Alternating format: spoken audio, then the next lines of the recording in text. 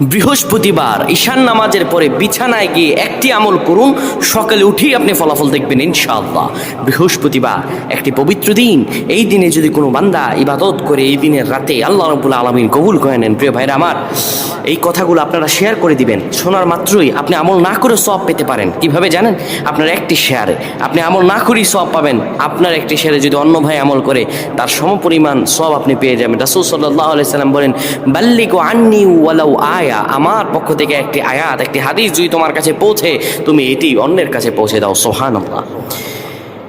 বৃহস্পতিবার যখন হয়ে যায়, দিন গিয়ে যখন রাত আসে, ওই রাতটা বৃহস্পতিবারের নয়, আরবি নিয়মে রাত আসে আগে, দিন আসে পরে। রাত গভীর হয়ে যাওয়ার পরে কোনো বান্দা যদি ঈশানের সালাত আদায় করে একটা পবিত্র বিছানায় যখন যাবেন আপনি, ওই বিছানাটা যেন পাক ও পবিত্র হয়। ওই বিছানায় আপনি সুন্দরভাবে বসে যাবেন।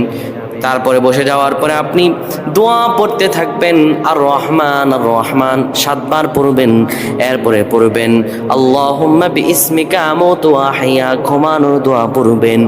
এরপরে বুকের মাঝে আপনি দুরূদ পড়ে 10 বার মনের আশাগুলো নিয়ে আল্লাহর কাছে দোয়া করে পবিত্র বিছানায় ঘুমিয়ে যাবেন। আমার আল্লাহ মুহূর্তের মাঝে আপনার দোয়াগুলো কবুল করে নেবেন। আল্লাহুম্মা আমিন বলেন।